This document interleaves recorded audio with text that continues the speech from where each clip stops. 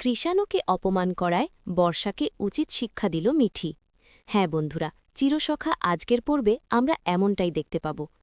বাড়ির পরিবেশটা সেই দিন সকাল থেকেই অস্বস্তিকর ছিল। মিঠি চুপচাপ বসেছিল, আর কৃষাণু বারবার চেষ্টা করছিল সব ভুল বোঝাবুঝি মিটিয়ে তাকে নিজের বাড়িতে নিয়ে যেতে। অনেক কষ্টে অবশেষে মিঠির মন গলেছে। সে রাজি হয়েছে কৃষাণুর সাথে নতুন করে সংসার শুরু করতে। কিন্তু এই সুখের মুহূর্তটাই যেন সহ্য হল না মিঠিল বৌদি বর্ষার। আত্মগর্বী বর্ষা কোনোভাবেই চায় না কমিলিনী আর স্বতন্ত্রের সংসারে শান্তি ফিরে আসুক। কৃষাণু যখন মিঠিকে নিতে এসেছে, তখনই বর্ষা তাচ্ছিল্যের হাসি দিয়ে বলল, ওকে নিতে এসেছ? নাকি শুনেছি মেয়েটা চাকরি পেয়েছে, তাই টাকার লোভে আবার মনে পড়েছে? এই কথা শুনে ঘরের সবাই স্তব্ধ হয়ে গেল। কৃষাণুর মুখটা লজ্জায় আর অপমানে নত হয়ে গেল। কমিলিনী কিছু বলতে গিয়েও থেমে গেলেন, কিন্তু মিঠি আর চুপ থাকতে পারল না। ধীরে ধীরে উঠে দাঁড়িয়ে দৃঢ় কণ্ঠে বলল, বর্ষাদি, কৃষাণু আমার স্বামী।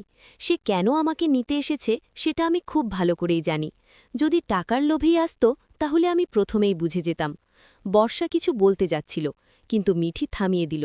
যেহেতু আমি কিছু বলছি না, তাই আমার সম্পর্ক নিয়ে কথা বলার কোনো অধিকার তোমার নেই। আমার জীবনের সিদ্ধান্ত আমি নিজেই নেব।